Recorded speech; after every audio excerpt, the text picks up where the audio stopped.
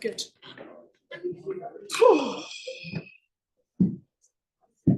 Okay, that was probably the most complicated setup we've ever had. I'm hoping that the people at home can hear. Can you? Can you have a go ahead? Yes, no, maybe? No one has said anything. Oh, yes. Yeah? Justin hears. Yes, Justin can hear okay. I might fiddle a bit with the balance and the treble and bass when Vijay is talking, okay? My apologies for that. We've got a very complicated setup today. It's my fault. It's my fault. I asked to speak through my iPad. And that yeah, I'm hoping that this will record. If there's any problem, Vijay will just do the talk with me again at a later date for the recording. I'm sorry. So that is the idea.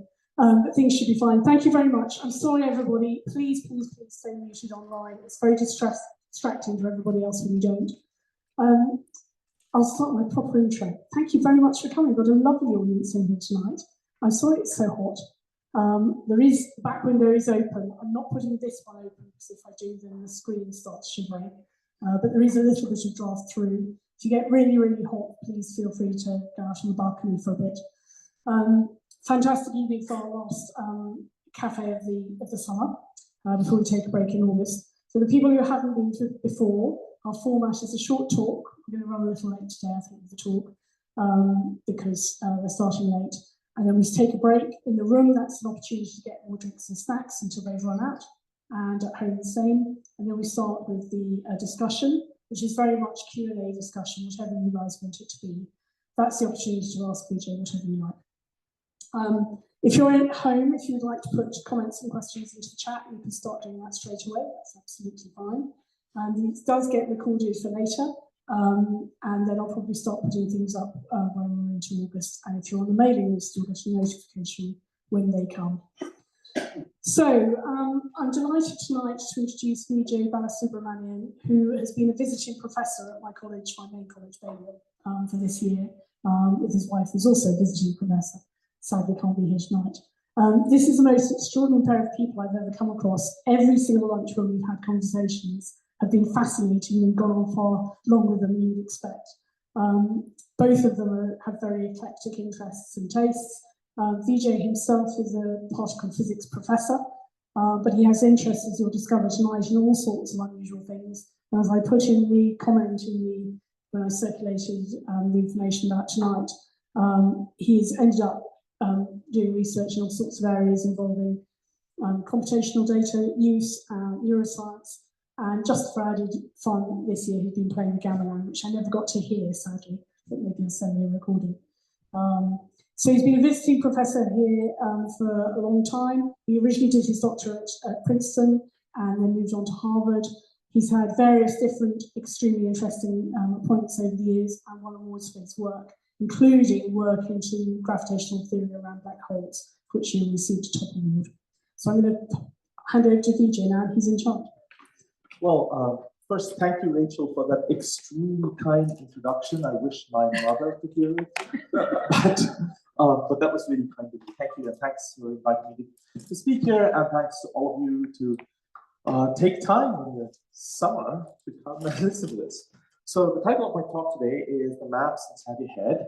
And what this talk is about the organization of circuits in the brain and how they enable animal behavior. So let's first talk about what is animal behavior. So here are a number of animals were photographed by this animal in the Osa Peninsula, Costa Rica. So what do animals do? What do we own brains for? Well, we eat, we navigate and explore, we rest, we manipulate the environment and interact with each other, we reproduce, and these are the kinds of things that animals are supposed to do. And animal life then requires you to sense the world because you act in it, and then you have to process the world and remember information from it. You have to make decisions, and you've got to plan action. So these are some of the basic functions that any animal, from a sponge to you, needs to do. Now, of course, we being humans are particularly proud of other things we do, like write poetry. This is the beautiful, beautiful poem Pied Beauty by Gerard Manley Hopkins, who was at Balliol, our college, about 100 years ago. There's a painting by my daughter. Here's a sonata. Here are Einstein's equations, Schrödinger's equations, and so on. So, humans, we write poetry, paint images, compose music, theorize about the universe, and so on. And to us, all of this seems really impressive.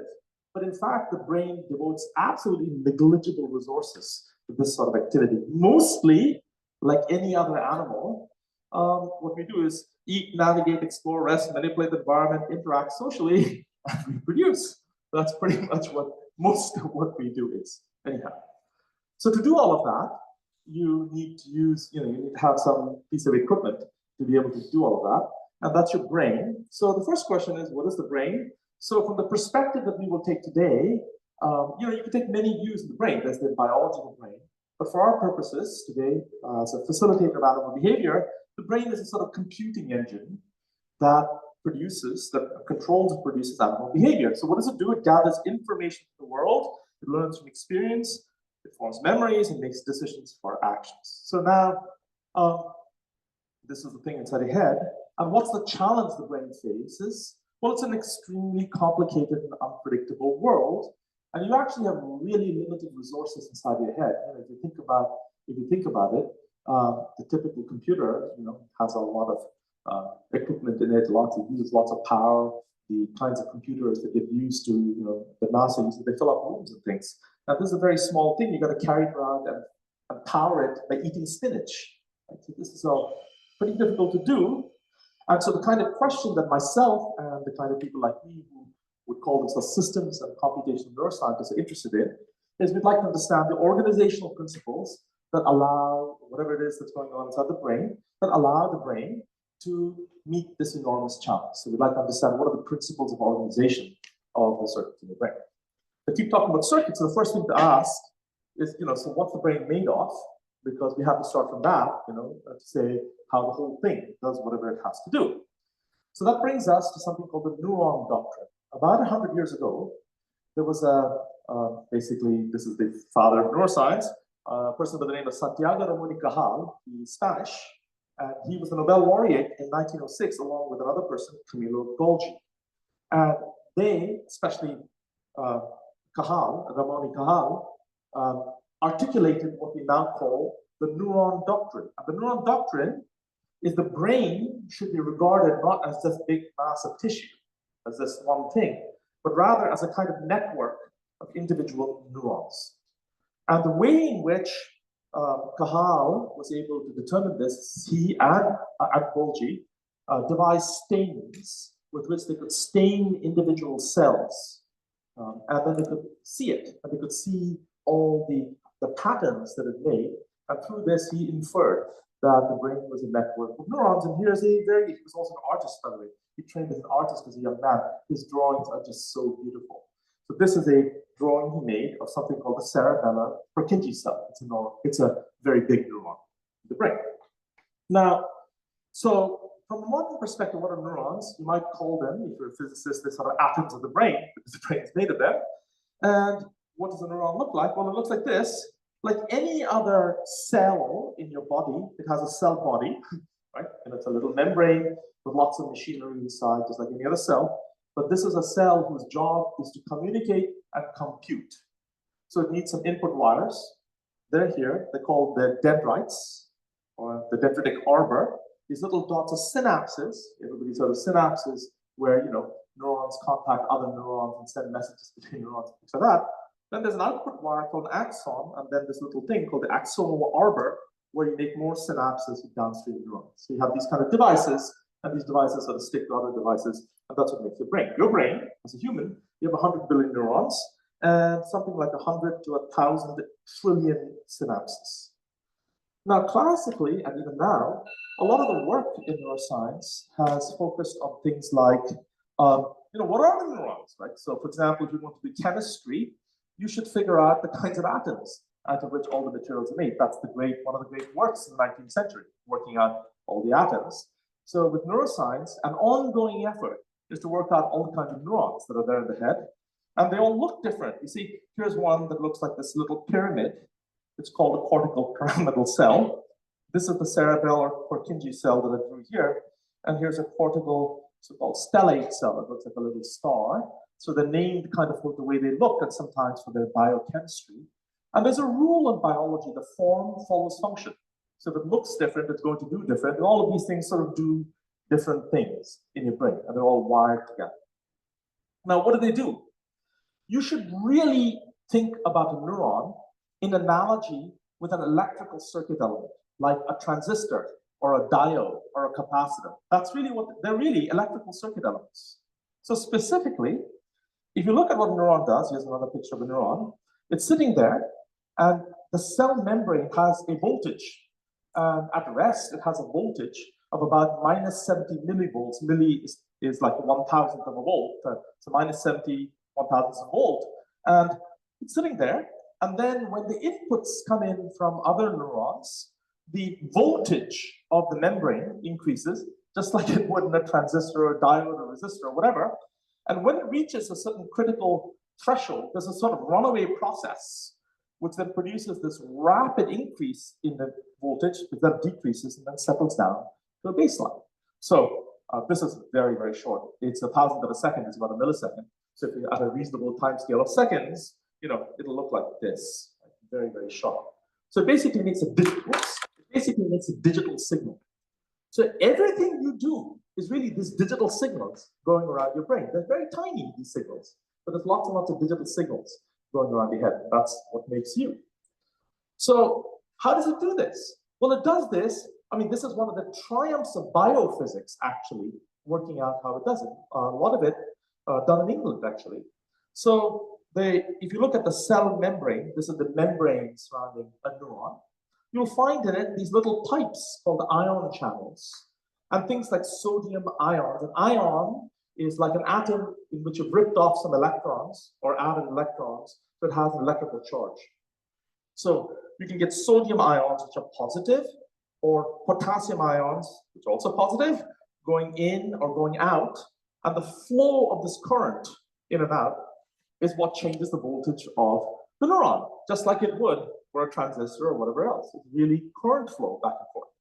So, but that's what happens is that you start out with a certain concentration of sodium and potassium inside and outside, and then these ions begin to flow. And then later on, to restore the voltage to what it should be over time, or rather the concentration of the ions, you have these things called pumps, ion pumps, and they eat power. They burn a molecule called adenosine triphosphate, which is the energy currency of the cell. When you consume a sugar, for example, it converts it. The cells convert this into something called ATP, this adenosine triphosphate, and then that stores the power. It's like having a little molecule of gasoline, what you call petrol.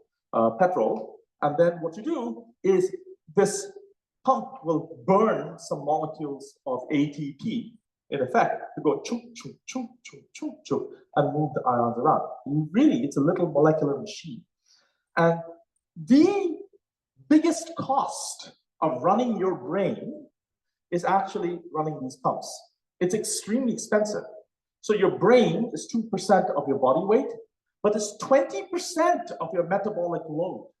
It's 10 times more expensive than muscle. It's really expensive to have, and most of that is running these pumps going choo, choo, choo, choo, choo, choo, moving these ions around. Okay, so at the end of the day, all of this electrical activity leads to these pulses called action potentials or spikes. And if I look at the neuron and I record from it, I'll find these things going through this way. Did I write this down? Okay, so this fact that it's electricity running back and forth was actually originally discovered by a couple, Luigi and Luisa Galvani, who worked in Bologna. And they did experiments on what they called animal electricity. This was a period of time when people were discovering things about electricity. So Benjamin Franklin in the United States had understood about positive and negative charges, things like this. So all of this was in the air. The famous experiment with the kite and the key showing that lightning is electricity had happened. And the Galvanis did these experiments. But of course, back in the day, Luisa was not allowed to be a professor at the university, but Luigi was, so okay. But anyway, the two of them did these experiments and discovered, for example, a frog's leg would kick if you put electricity in it. And they were able to do these kinds of experiments because Volta, a friend of theirs, had invented the battery. So they could take the electricity in the battery and feed it into the frog's leg and remove. And then people thought maybe life itself is electricity. And so there were a couple of people, some in the United States, some in the UK, and some in Italy and elsewhere, who basically tried to reanimate the dead by pumping them full of electricity. So you got hold of a criminal who had been recently executed, you pumped them full of electricity, and the body would go like this. And they thought, oh my God, we brought it back to life. And that led Mary Shelley to write Frankenstein as taking this idea to completion, that you could reanimate the dead and bring them alive by pumping them full of electricity. But now we know that has nothing to do with reanimating the dead. What's going on is there are neurons that innervate all of your muscles. And you pump it, and you're dead, and you pump it full of electricity, the neurons full of electricity, they'll fire little pulses, and the muscles will do this, that, and the other. So the electricity is not the basis of life. However, given that these things are just electrical circuit elements, you could work out in detail the biophysics and write down a whole bunch of equations to describe how a neuron works. And this was the great work of Hodgkin and Huxley here in the UK, which won a Nobel Prize in 1963 for its discovery. It was the first great, it was the first Nobel Prize in what's now called biophysics. And so this tells you that you can simulate now using modern computers. They couldn't do that then. I could take a neuron and write down these equations for it, and I can simulate its behavior on a computer. So you could say, well, heck, then you could put all these neurons on a computer and put it together, and maybe you can build a brain in silicon. And theoretically, you could connect many such neurons in some way to build a brain. Okay. So why can't you quite do that? It's because, well, a single neuron doesn't feel love, doesn't, produce poetry or anything like that. It's somehow all these things we care about are emergent from the collective, from the whole network. And really, the rest of this talk is about what do you do with these electrical circuit elements? Just because we have transistors and diodes and capacitors didn't mean you hook them together and all of a sudden the things started walking. Clearly, there's something going on that's particular about these things. Okay, so what I'm here to sort of explain is that at every kind of scale of organization, big size to small size, the relevant behavior that the brain wants to perform is kind of partitioned into many little pieces and mapped out onto some structure in the brain. This is sort of little nav of the activity. So let me explain what I mean by that. Suppose this box here is vision. Well, to see, you need to be able to see spots and lines and little left to right motion and top to down motion, all the little pieces, right? So big things are made out of little pieces that way put together. So the retina, which is a neural membrane at the back of the eye, has an elaborate circuit that takes all the photons, all the light coming into the world, and breaks it up into bright spots and dark spots and left to right motion and top to down motion, all these things. At the end of the retina, the whole world has been broken up into all these little pieces and sent to the head, and then they're reassembled into the percept that you have. And if you think about the whole brain, as I will explain in a minute, if I think about this like the brain is a computer program that runs you. If you take a programming course, they will tell you, don't write the whole program. They will say, think of the things, the pieces of the whole program that you need to do repetitively again and again and again. And write these smaller pieces called procedures. That is a procedure for doing this, a procedure for doing that. Like, for example, I need to move my hand right to left, right? So this is right, so I need to be able to do this. I need to be able to move my hand down to up. I need to do this. So you might write little procedures that tell me to do these different things. And then if I want to move my hand like this, I put together this motion with this motion. So you break up the big thing into small things again. So as we're about to describe, the whole brain is broken up in this way too. Into little pieces that do different things that are necessary for your behavior, what we started with. So that idea is called the localization of function. And the modern version of that is due to a Paul Broca, a doctor in Paris. And he discovered localization of function because he had a patient who had some damage to a little piece of the head, which is now called Broca's area.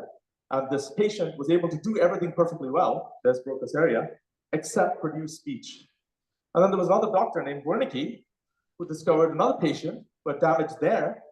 And this person could produce perfectly fine speech, but it made no sense, right? So speech production and understanding are apparently separated into little bits of the brain. This is, if you go to the Paris, there is a Rue Broca, and you can go and bask in its glory.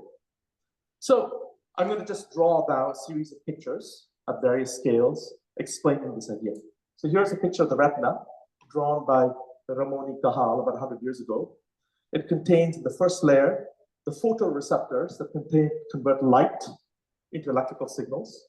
Then there are 10 kinds of bipolar cells, as they're called, that do some kind of analog circuit processing. And then there's a third layer of so-called bipolar cells, which then detect from all of that signal the bright spots and the dark spots and this, that, and the other. The modern version of this involves these 60 types of neurons connected in some complicated way, but you can trace through.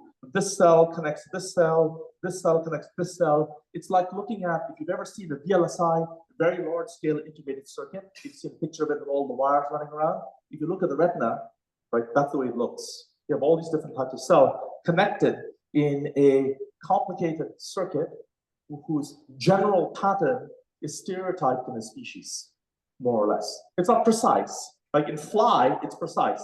Every fly has exactly the same wiring. For human, it'll vary, right? But in the broad, this type of cell connects to this type of cell. The wire may run a little differently. Okay? So it's very, that's that. At the different scale, at the whole brain, this is your head. This is me looking this way, this is my head. So this localization of function follows in the following way. So vision is taken care of by the visual cortex, which is back here. The prefrontal cortex, which is over here, deals with personality and decision making. This region, there's a strip going down here, which deals with motor control. It contains all the little programs moving the bits of your body around. And then if I take that little strip, which does motor control, and look more closely, I'll find circuits controlling the knee at the top, the fingers over here, etc. over here, and then there's the face over here. This is why if a person has a stroke on right there, right, and the stroke is sort of crazy firing of the neurons there, this side of the face sags because there's a cross wire over there, and not everything else is perfectly fine. That's because you damage the circuits right there that control the face and nothing else. Right? Absolutely remarkable. And we'll talk about the hippocampal formation in a bit. Okay. But so I credited this to Dr. Broca, but actually we've known this for a very long time. This is a papyrus written in 3000 BC, and the author of this papyrus describes patients who have damage in specific regions of the brain and explains that if you have a damage here, that won't, your right hand won't work, but the rest of it will. Right? So this has been known for a very, very long time. It's a little bit unnerving to me, anyway. Okay, so of course, if you have all of these separate areas, they can't do anything. They have to interconnect. So I'm going to draw another picture. So for animals, one of the most important things you have to do is to navigate. You have to be able to go from here to there. You have to be able to plan how to go from here to there. And animal life is defined by that kind of motion. If we didn't move in that way, we'd be plants. And everything about our biology would be different because we'd be adapted to staying in one place and using chemistry to do all kinds of things, and changes of shape to do all kinds of things. Right? We're animals, so we move. Right? So it's extremely important. So there's an area of the brain called the hippocampal formation where all of this happens. And this is a picture drawn by Jim Knierin a little while back, showing the relevant areas. So here you go. So you see, in order to move, you're going to need sensory input, sight, sound, smell, etc. So there are these two areas that bring in that input from the world.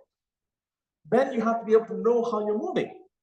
So there are these areas that bring in your own self-motion, your own knowledge of how you constructed your muscles to move.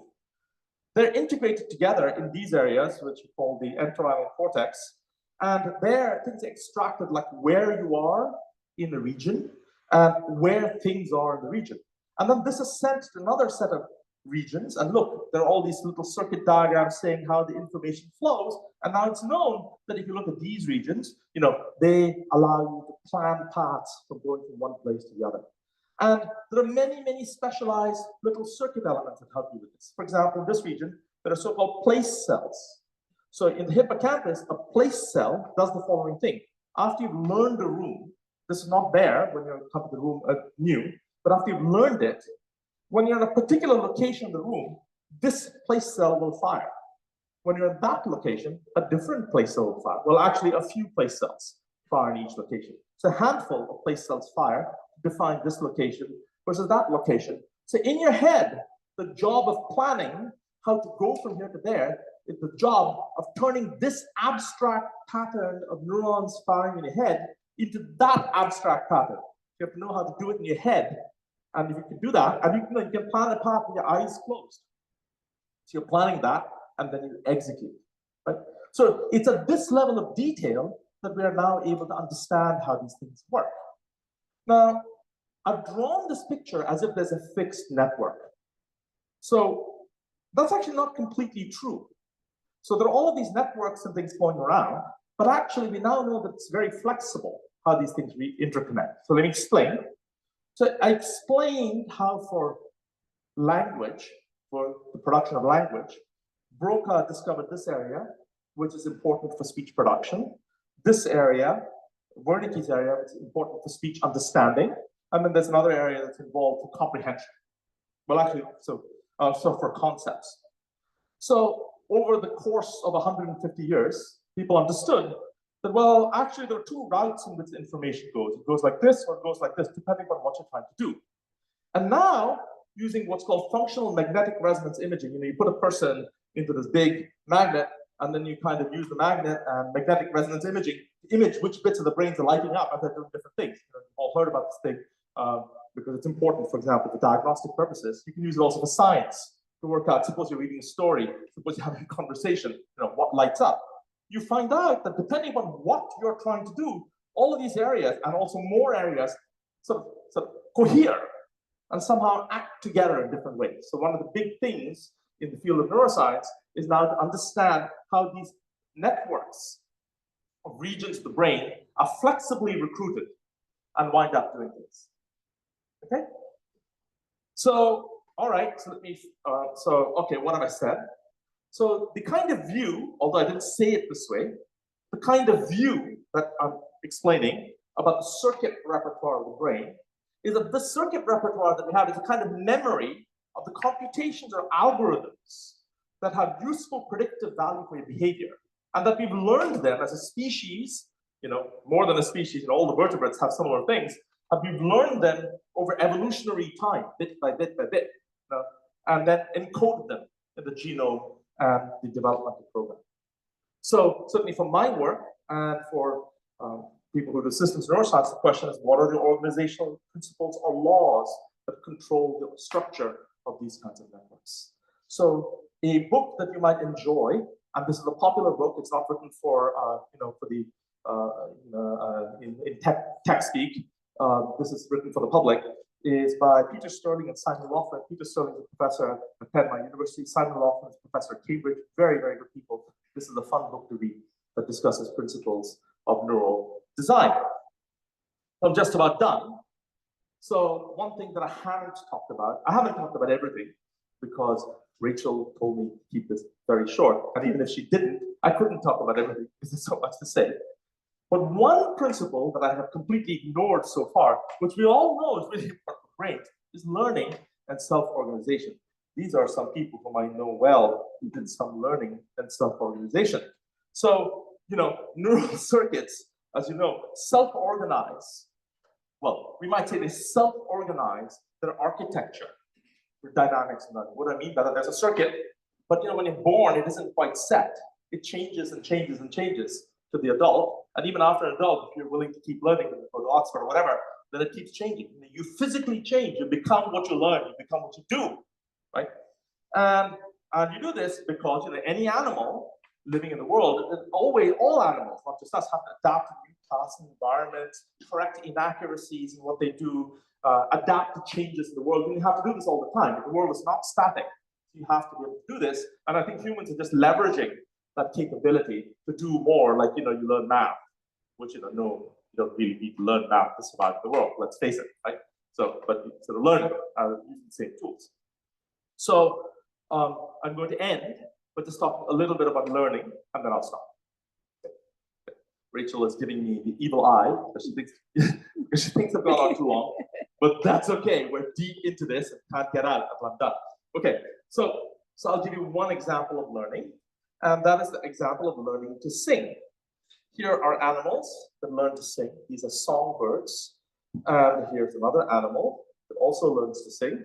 Well, in this case, play the sitar. And all of these animals learn by imitation, practice, and some innovation. So how does this work? So the juvenile male bird, in this case, let's say zebra finch, initially starts out babbling, like all babies do. And then over weeks, but it's heard the adult song. And then over weeks, it learns to sing partly through imitation, but also there's some innovation. Songs keep changing a little bit over time. And then eventually, it gets good at it. In the particular case of songbirds, the females use the same circuits in the brain that the male uses to produce the song to evaluate the song. And it's very clear that in an aviary, the females prefer these songs over those songs, and there's a hierarchy. There's a clear hierarchy of preference. For example, for the zebra finches and the cowbirds. We don't entirely understand what they're listening for, and that's an ongoing research problem. Why do the females like this song more than this song? But they do, and it's consistent. So there's something about some songs that's better than others. Anyhow, so how do they learn this, right? This is like learning to a tennis serve, right? You do it again and again, and you learn it. You learn to play a musical instrument. You do it again and again. So the basic way that these things happen, this autonomous rewiring of circuits to support your behavior happens, is through mechanisms by which individual neurons adjust how strongly they interact with each other. They adjust what's called the synaptic strength. And there are a couple of different mechanisms at this time. One is called spike timing dependent plasticity in the trade. So let me explain what that means. Here's neuron 1. It's connected to neuron 2 through a synapse. Now suppose they both fire. They're voltage spikes. They make these sort of spikes that I told you about. And let's suppose the first one fires before the second one. Then you could have a rule that the synapse becomes stronger. Or you could have the first one firing after the second one, in which case you could have the rule that the synapse weakens. I didn't make up this rule. There is a rule like this. Many neurons follow this rule. It's called spike timing dependent plasticity. And you can also use things like neuromodulators. These are global knobs. So for example, secretion of something called dopamine in a bit of your head can cause a synapse to reinforce more, right? So following a surprising reward, it'll reinforce this more, right? The change will be more. And then norepinephrine is another kind of neuromodulator, which is a little spritz of norepinephrine release allows emotion to affect synaptic plasticity, right? So there's these sort of knobs that tune how this works. And in modern neural networks, like things like ChatGPT, there are things that imitate all of these functions. So a lot of the new developments have been imitating all of these things. And burning up atomic power plants worth of energy to do that when you already have your head to do that. It's not precisely sure what you need. But okay, fine. So I think I'm going to stop there. Am I at 20 minutes? It's fine. Okay. Do a little tiny bit more. Okay, so I can do a tiny bit more. So I just want to say that actually in the bird brain, it's known that this is how the song learning works. So this is the bird brain, and here are 3 areas. One is called HBC, and it acts as a kind of conductor of the bird's song. What it does is this region of the brain makes patterns, like blip, blip, blip, blip, blip, blip, blip, make different patterns of things. And these conduct the song like a conductor, right? So they time out where you are in the song. Then there's a student area called RA, and the student area, which is supposed to learn the song, what it does is it's got neurons that operate the muscles. So what it's supposed to do is to learn that when the conductor does this, it should fire these muscles, and when it does that, it should fire those muscles, and that makes, whatever, from the bird. That's what it's supposed to learn. Now, of course, it's getting it wrong. So there's a tutor area, literally, and the tutor area is supposed to, it's called LMAN, and the tutor area is supposed to be doing a comparison between the song you produced and the song that's stored in your memory, and give you some feedback. So it sends feedback over here about whether you've done this right or wrong. Right? And so this is the work of decades of experiments, right? Decades and decades of experiments by people trying to work out what this does and this does and this does. And you can imagine how hard it was to discover these areas in the first place, the mechanism. The enormous number of people have worked with this. Okay, and so what's more, experiments have shown that if you look at the synapse here between this neuron here and the muscles, whether it strengthens or weakens depends on whether the conductor's message leads the tutor or not, whether it comes first or second. So it's a more complicated version of that spike timing dependent plasticity rule. Remember, I told you if neuron A fires before neuron B strengthens the synapse, and it's the other way not. This is 3 neurons that have to, oh, this one, this one, this one. So there's some sort of coincidence of these things on whether who came first or second that determines whether it strengthens or weakens. So that's it. Right? That's what we know about the plasticity rule here. Right? And indeed, if you want to check that this can work, you can put it on a computer. We don't have to go through the details. And you put it on a computer, and if somebody wants details, you can tell you later, and you crank it out. And you discover that absolutely, you could learn a sequential control of muscles and learn a song in this way, with an interesting twist. So I described one particular spike time dependent plasticity rule, but different neurons actually have different rules, right? They differ by type of neuron. And so what you can show on a computer is the teaching style, the way in which the tutor instructs the student best depends upon the learning style of the student. Everybody's heard this about their kid in kindergarten, about learning styles. It's really true for these kinds of systems. So for some kinds of neural plasticity rules, you should teach the song sequentially. The early part, the next part, the next part, which is how you learn, for example, a guitar piece. You learn the early part, the next part, the next part. It's sort of an easy way to learn it. But for other kinds of plasticity rules, you should just teach the whole thing all the time. Just keep going again and again. Completely different mode of instruction, and it depends upon the plasticity. So I'm going to finish there. So really, this talk was supposed to be, or this introduction to the subject was supposed to be about how our brains make us. And really, we're a collective of neurons. And all animals, we basically do similar things. We have to move around, we have to navigate, we have to breathe, eat, reproduce, stuff like this. And this collective of neurons produces all these effects using this kind of maps of the kinds of behaviors you want to produce onto the neural circuits. There's obviously so much more to discuss, especially for things like animals or social animals. There's decision-making, social behavior, curiosity, creativity, sentience, consciousness. So there's a lot to do. But we've actually come an enormous way in 100 years from the time of Santiago Ramón y Cajal, who basically figured out that there are neurons in the brain, and that those are the things that probably make things up, to being able to say the kinds of things that I said today. So hopefully we'll make progress in 100 years.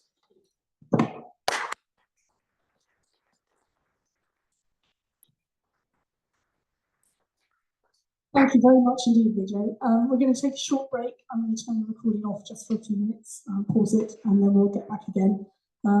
Yeah, so thank you very much. If you have questions or comments online, put them in the chat now. And in the museum. Good, okay. We are back on into the talk and discussion. For people in the room, just to tell you that partly so everyone online can hear, partly so everyone with bad hearing can hear, we do send everything through the speaker, which is why I'm using a microphone. And I'll bring it round to you if you want to contribute, and then you can have it and say whatever you want. So please give me a kind of an alert wave, look for you, yeah, me next if you want it, and I will come round. We've got one online which I'm going to start with, which is read out. So memories get shifted around, and in some cases replicated. Sorry, memories get shifted around, in some cases replicated. Are they always stored in the same map area, or has the brain got completely separate areas to kind of replicate memories in case of damage? Yeah, so actually it's not completely known where long-term memory is stored. What is known is that when you go around and experience the world, there's the region of the brain called the hippocampus, which I was showing on the screen earlier, this piece of the brain, So your experiences get funneled there. And it's known, for example, that when you sleep, there's replay of things that happen. This is primarily known from things like mice and rats, because well, with humans, you only would do an experiment like that if you're, there's an epilepsy surgery coming up and you need to sort of very carefully map the circuit. But with mice and rats, you might do this, and you can see the replay of the experience happening again and again and again. And it is believed that this replay helps to write out the memory of what you've experienced off into some offline area. And the hippocampus, this area is definitely involved, but there's almost certainly different forms of memory stored in different places. So basically, you might say that any change in the synaptic organization of the brain is a form of memory, right? There's some kind of storage of some kind going on there. So for the particular thing that you're talking about, where the memory is being shifted around and you're being recalled in different ways, it's not precisely known exactly how that happens and where all the multiple copies, if there are multiple copies, where they're stored. By the way, there are almost certainly multiple copies, right? There's partly because the brain uses redundancy all over the place, right? I mean, so you would never store something in a single neuron because it could die, right? So usually it's all collective patterns of firing that these things are stored, or collective circuit organization. And those things have some property of robustness, where if you knock out a bit of it, things happen. The rest of it is still functioning perfectly fine. So it will be like that. But actually, the precise answer to your question is not really known. Yeah. Yeah. Okay.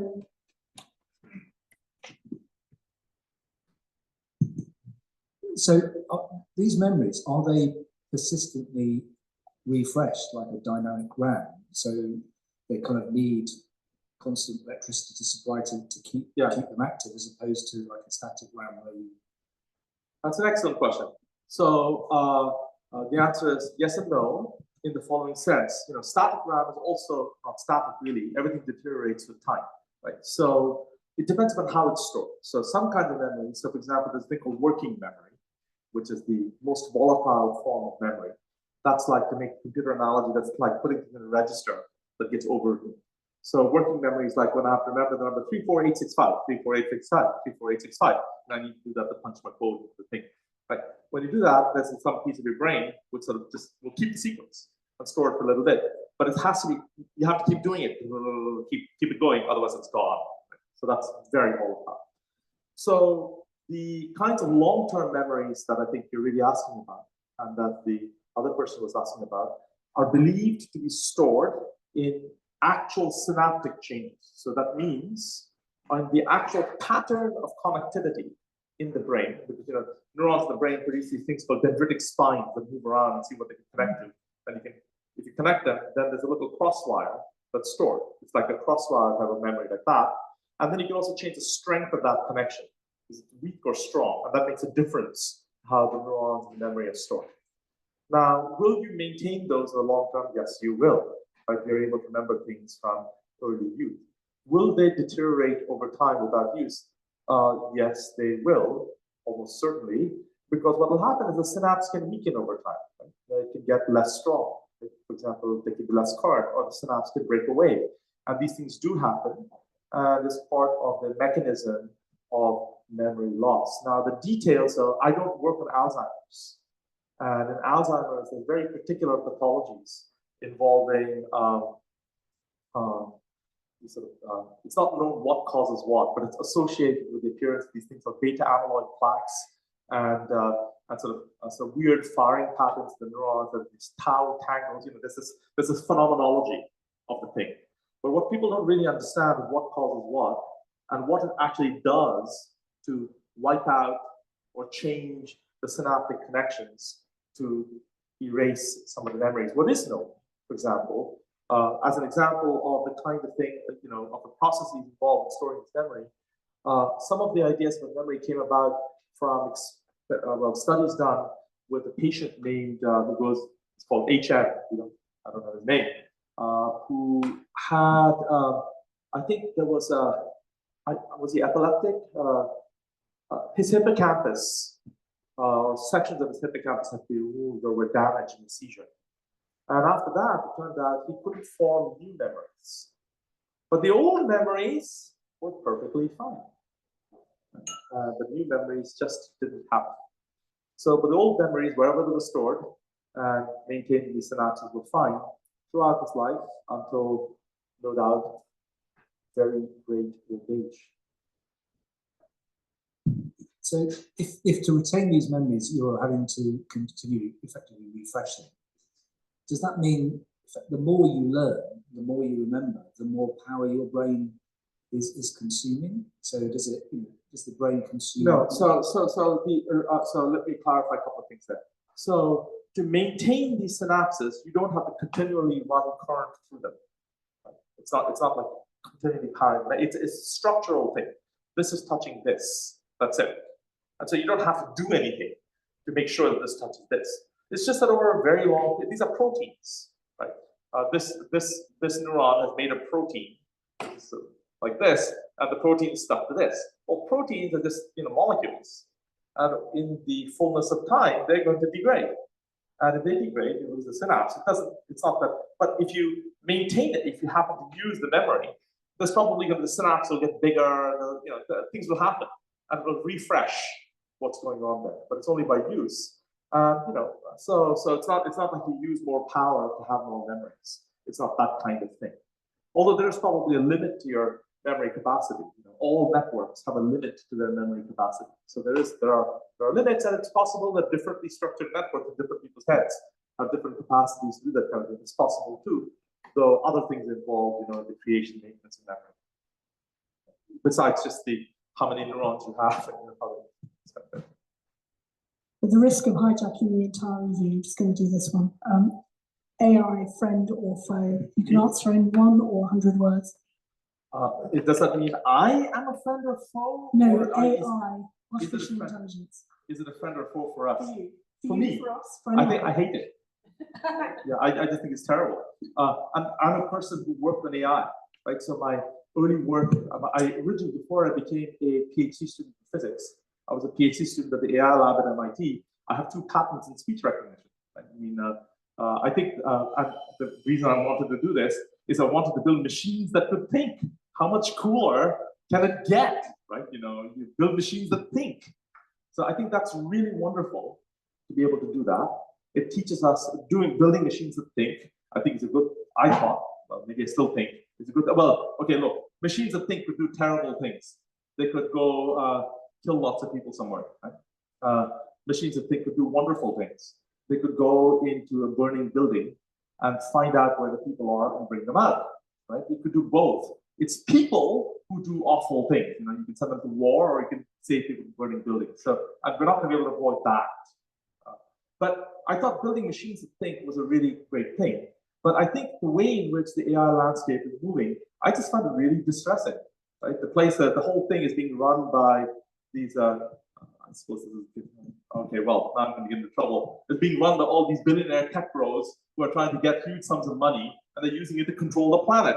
Right? This is not what it was supposed to be for, right? So I was a student in computer science in the early part of the 90s, before the .com boom. And most of the students who were doing that kind of thing back then were very, very idealistic.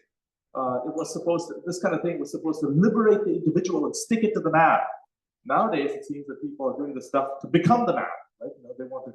So I just think the attitude, the approach, and everything is very different. There are also things that I hadn't anticipated myself. For example, cheating with ChatGPT, right? It hadn't even occurred to me. Why would I use ChatGPT to cheat? I'm really using my head. I'm trying to train myself. I'm not trying to just copy the answer down and get a grade. But of course, my buddy might have been wanting to copy the answer down to get a grade. It didn't even occur to me that was a thing. And I also, I suppose, didn't anticipate personally, ChatGPT, right? If you had told me 5 years ago or 6 years ago that you'd have a machine that would produce language so effectively, I would have thought that was not going to happen in a hurry. And the thing that's really surprising is, we did this kind of thing back then. We built speech recognizers, speech producing devices, and stuff like that. And what they're doing now is, at the risk of being a little bit cartoon-like, is exactly what we were doing then. It's just that the computers have become 1 million, 20 million, 100 million times faster. And back then, a big database was like, I don't know, all the papers, all the works of Shakespeare or something, with a big database, right? Whereas now they use every piece of text any human has ever put on the internet. So the amount of data and the amount of computing power, and also the amount of electricity. You need a small city's worth of electricity to train these machines. Right? It's just enormous. So whereas the Spark station I used to work on was less powerful than my phone.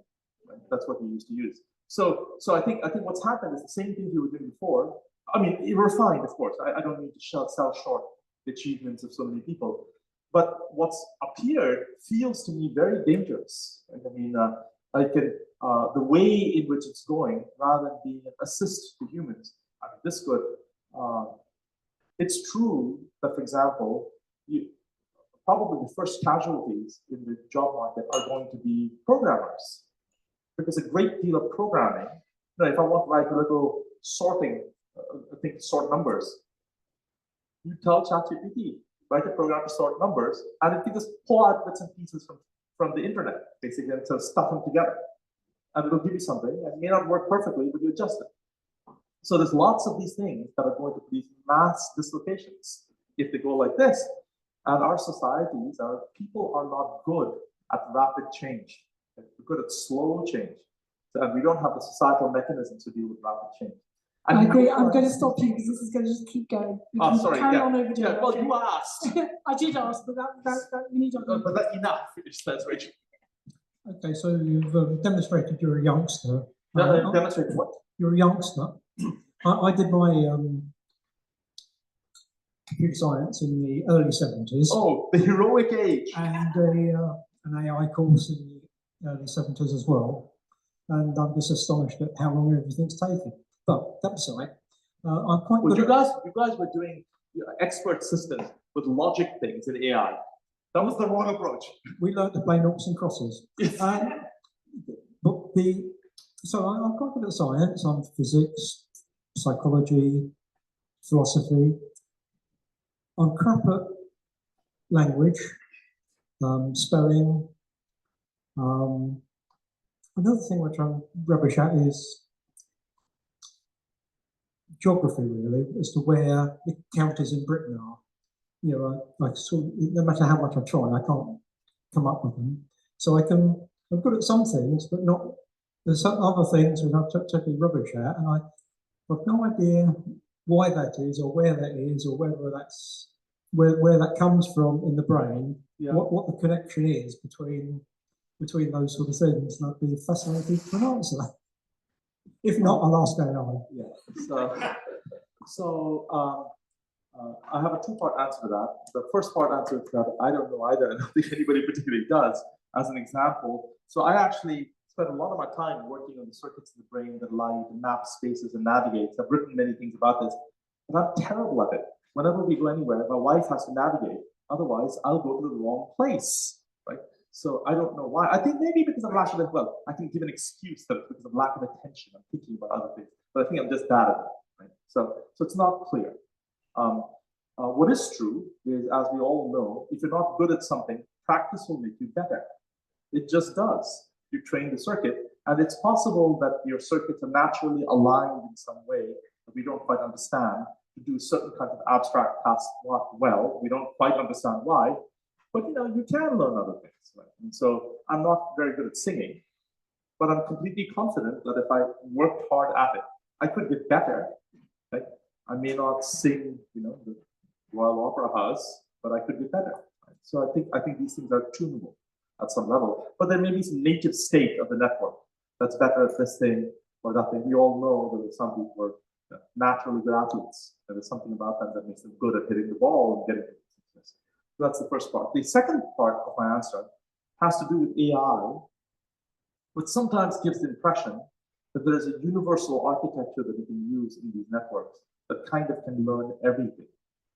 I don't think that's going to quite turn out to be the case. It's astonishing what they've done, but actually, at some level, there's been a fairly limited class of things that they've had to do so far, right? There's things like produce language, and language is an extremely, it feels silly saying this because it's so impressive what ChatGPT can do, but it's a very structured thing. It's very specific what is being asked. It's to ask, these machines are being asked to predict the next sentence, right? Out of the corpora, all the text corpora in the world predicts what possible next sentence, likely next sentence. So that's how it goes. But apparently that works pretty well if we take the average of all humans. So likewise, the vision, recognizing faces, it's very specific. What they haven't yet done and may yet do is engage with an open and unstructured world where they have to learn and do goal setting. What should you do? As opposed to here's a task, do it.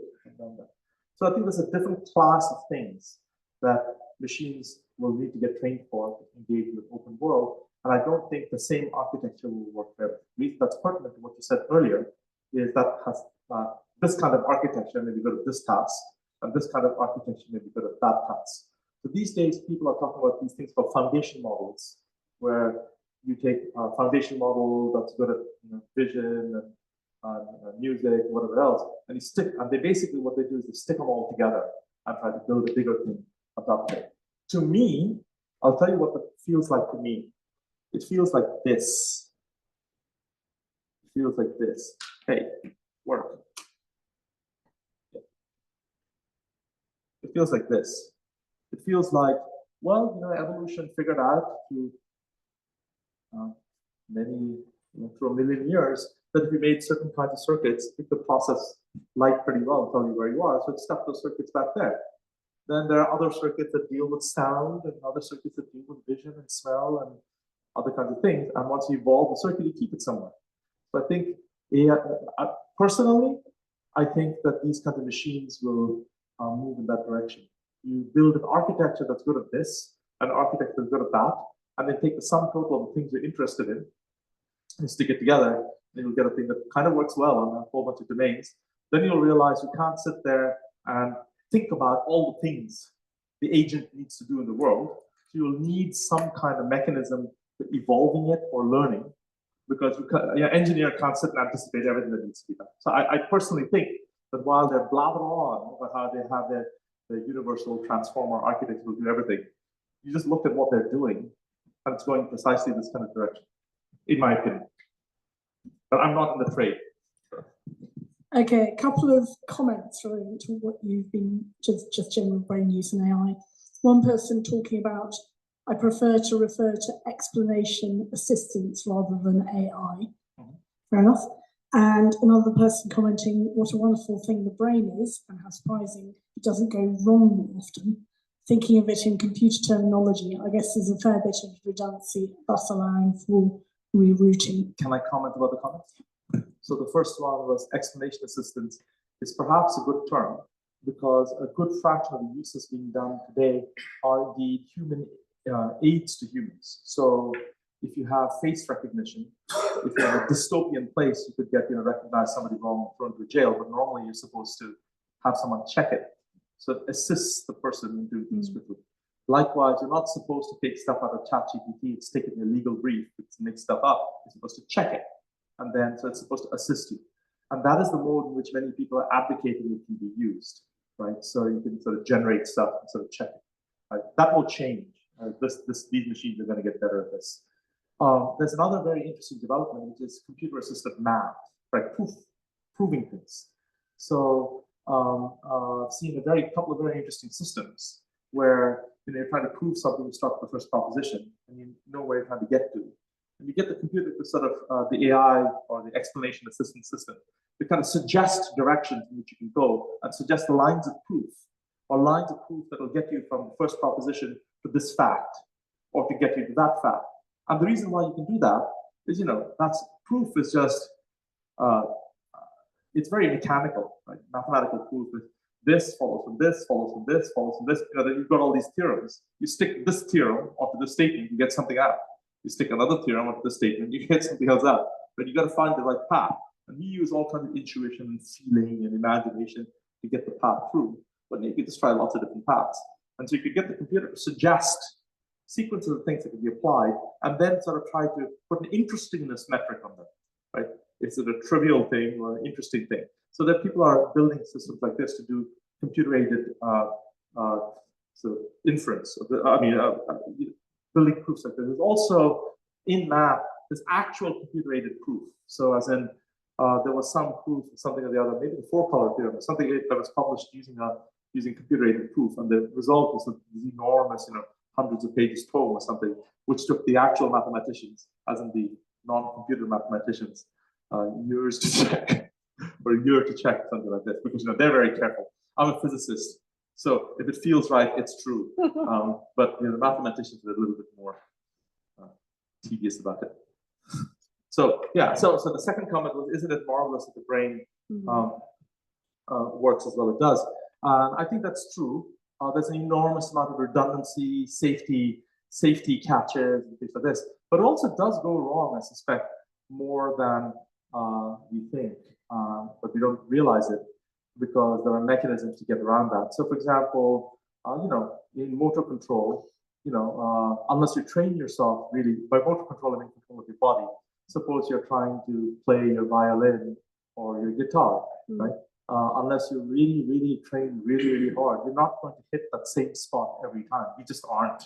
So for some kinds of things, you do make mistakes. But you're really, I think the commenter was talking about catastrophic mistakes, stuff that goes really, really wrong. Yeah, it's absolutely remarkable that nothing goes catastrophically wrong. But every good engineer knows about doing that, right? So if you build a bridge, you build a massive safety factor into the load the bridge is going to take. You don't just design for the traffic that's going to go over under standard conditions. There's the wind, there could be a storm at the same time, and for some reason somebody decides to send 50 tanks and 30 tractor trailers over at the same time. You have to count them, and they may go marching, in which case it could vibrate, So engineers know that they have to design large safety factors, and that's probably true for brain design too. Absolutely.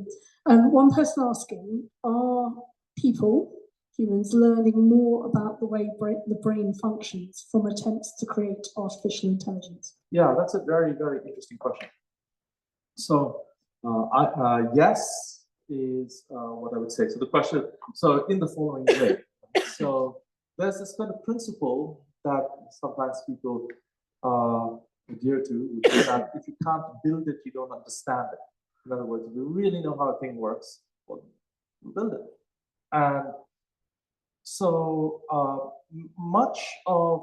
many parts of what is called artificial intelligence today, not what you were talking about, but the logic things, but many of these sort of what used to be called back in your day connectionist networks are really inspired by from cartoons of neurons, right? So you take a neuron and say, well, what does a neuron do? You stick a signal into it.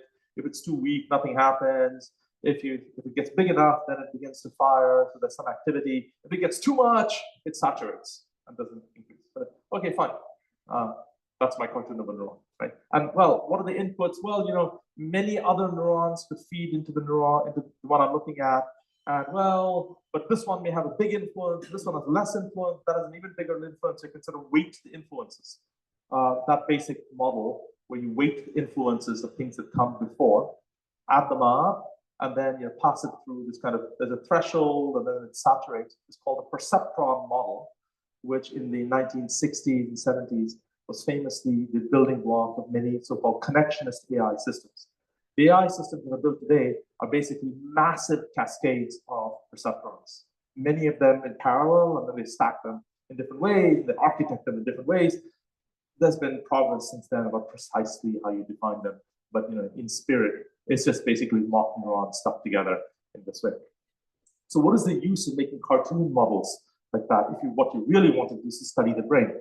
So there's a long history and tradition, especially in physics, of building things called toy models, where it isn't exact, it isn't completely precise, but it tells you a great deal about the essence of a phenomenon.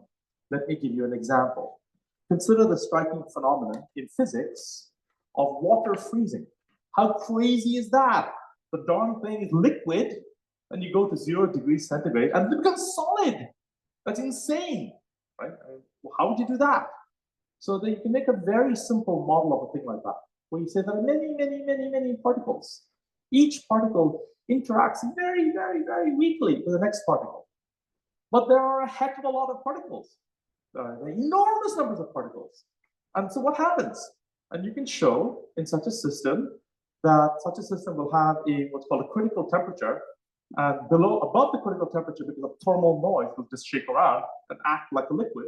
And below the critical temperature, it becomes rigid, because although every interaction is really weak, all of them together are very strong. A cartoon like that won't allow you to tell that water freezes at 0 degrees. There's not enough detail, but it'll tell you why freezing happens, right? So you can use neural networks like that as models of phenomena in the brain, not necessarily to model precisely what is going on in this or that circuit, exactly what this neuron does, but to tell you how and why things happen. So in my group, for example, that is, we do many things. We work with experimental neuroscientists, things like that.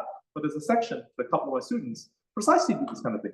They can model memory, associative memory that we were talking about earlier, and how it leads to things like, spatial mapping space and navigating. We've built little networks that memorize things and then proceed to, and then you can do planning with them, right? You say that I would like to go there, and the network will produce a sequence that will produce the plan. Now, but I'm also collaborating with experimental neuroscientists, and if this cartoon of the way, let's say, the hippocampus works is correct, it makes very distinctive predictions about what will happen in the brain if you modify the conditions, or if you tweak it in some way, or if you give it a different task. It makes very specific predictions. So then it generates a hypothesis for a thing that you can actually try to test. And then if it actually sort of works, then you probably want to go back around the outside and build a more detailed model, like, working with actual neurons, you understand that in more detail than the cartoon I was just describing. So it's a method to get there. So you might put this another way. So this is, we're describing models here. There's a sense in which all models, if you use an AI model or any other kind of model, all models are wrong because they are the reality. But many models are useful because they teach you how to think. So I think they can be used in this way. To quote another person, yet another person who I guess worked in England, there's a philosopher, Ludwig Wittgenstein, who thought a lot about all kinds of stuff, mostly incomprehensible. But anyway, so he has this book with a ponderous name, Tractatus Logico Philosophicus. Why he couldn't write plain English, I don't know. Anyway, at the end of this book, he discusses scientific method, and he says that the theories, our theories are like ladders or nets we use to reach the truth. When we reach it, we have to throw them away. So you can use, AI type models in that way. You build networks that's supposed to be a cartoon of what's going on. You use that as a crutch to come up with a useful hypothesis. You test the hypothesis, then you go back around outside, you fix the model, you improve it, right? Make it more really like a neuron and things like that, like network neurons. So that's a process that is beginning. So that was, I was going to say, if anybody in the room, I've got one more thing online. Yeah, I used to know a guy called Professor Warwick at Reading University, and he had an implant in his arm, first of its kind, that connected to the internet, and he was able to demonstrate over the internet, picking up a glass of beer in New York, with just by moving his arm. Yeah. And at that time, it occurred to me, okay, so we're well on the way now. When am I going to get an implant in my brain for Google? So I can just Google it, and I don't have to bloody get the phone out. Do you know a Mr. Musk? He wants to do that. But so I just wondered when that was coming. Yeah. Okay. So maybe. So definitely maybe. So he demonstrated this sort of remote, control of stuff. So an important application of such a thing would be for prosthetic arms, for example. A soldier loses an arm, you'd like to replace it. Or a farm worker loses an arm, you'd like to replace it. And the problem is how do you control it? Now, the piece of your brain, the motor cortex that I pointed out earlier, right? If you want to control your arm, it's something about there or something, right? So all you've got to do is just stick some electrodes in there, read the signal, and you know what the brain wants to do. So you should be able to control the arm. So that's not quite yet fully been done with humans, but it's been done with the monkeys. So macaques, they have their arms intact, but you put some electrodes, read out, and the monkey has to control a robotic arm with its head by thinking about it to get the banana. They like bananas. So you control the arm to bring it. So that's worked. So one difficulty there is to read the neural code. So a lot of this work that I've been describing involves stuff like being able to read the code being used by the brain to pass information to each other. But the great thing also is that you're a learning engine.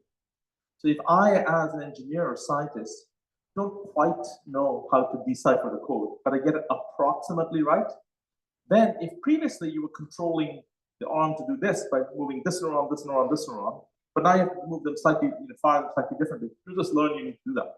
So you have help. Animals can learn that kind of thing. So that kind of thing, controlling things, is very much on the way.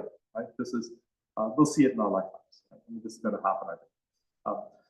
So now the other thing is feeding information in. At a certain level, that's of course already happening. Right? So a book is an example of such a technology. Right? You have taken a bunch of stuff, you've written it down, and you read it, and it comes into your head.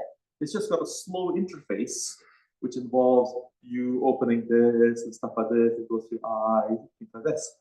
It's slightly faster now, because when I was a graduate student, there was the book by Gladstein and Vijay on special functions, which had all kinds of wonderful identities about functions, which, you could open the book, find some functions, find some interesting identities, and then you could solve your problem.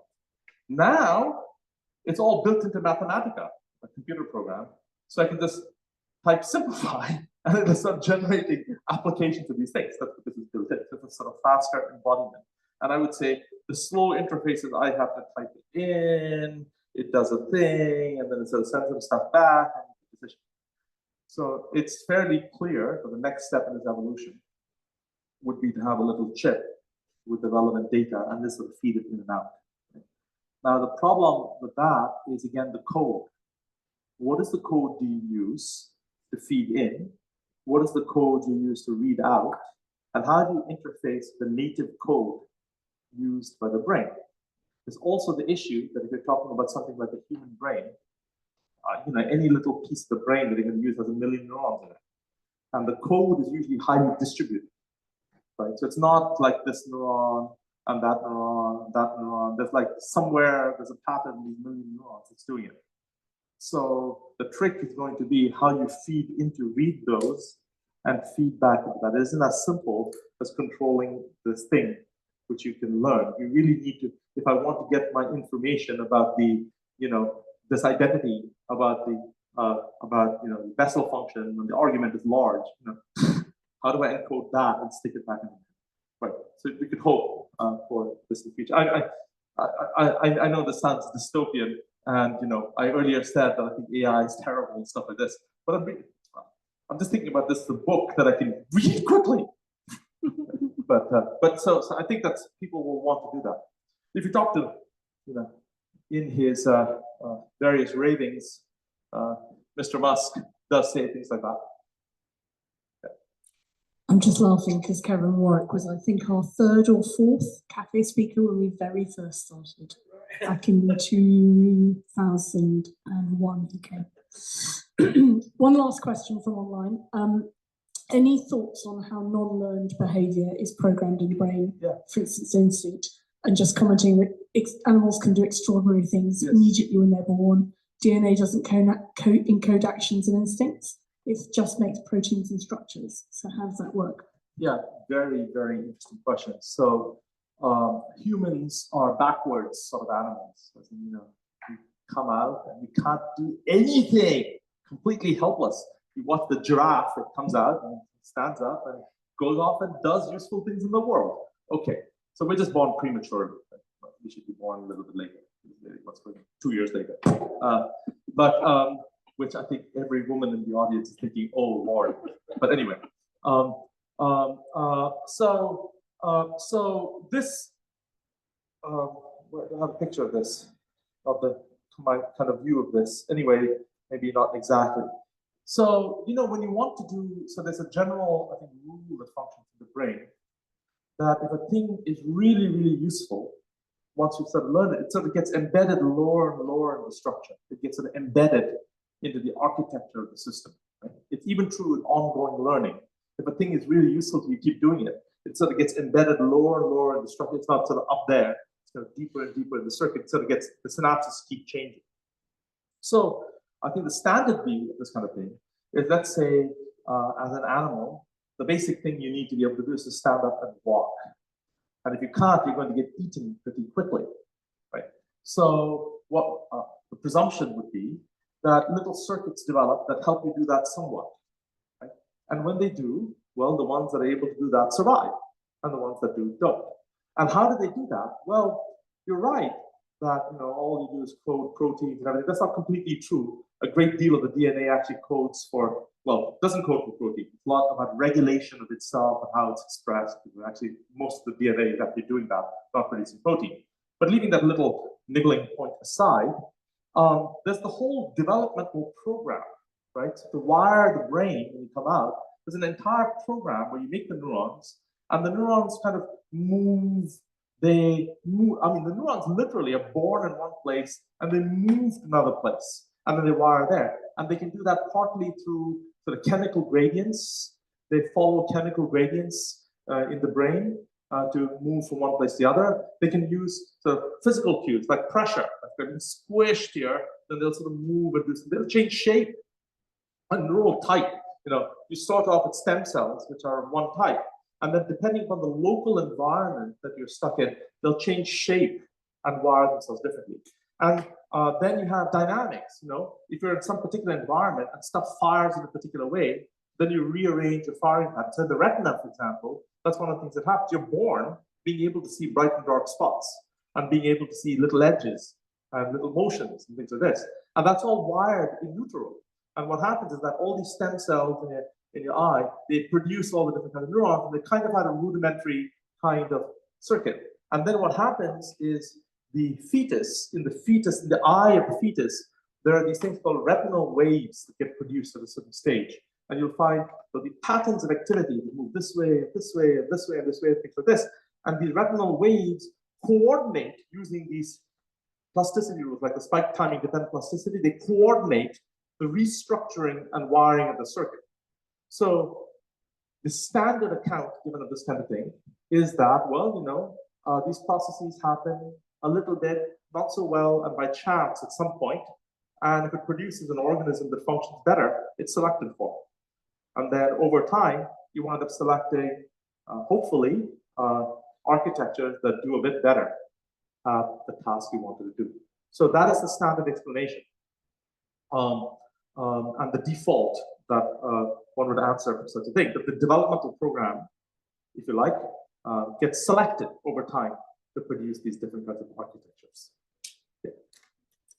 Thank you very much. I am going to stop there. Please do come and talk to Vijay while I'm clearing up, because I have to get a move on. We're stopping quite late. Thank you very, very much, everybody, for coming. Have a lovely summer. Thank you to Pharmacology for letting us host it here. The next cafe will be on Tuesday, the 9th of September. And as I said, if you join the mailing list, if you're not on it already, you will find that video links come out probably in August. But huge thanks to Vijay today. I think it's maybe your last Oxford talk, isn't it? Yes, the last one. Thank you very much indeed. Thanks for coming. Thank you very much for organizing this. Yes, yes.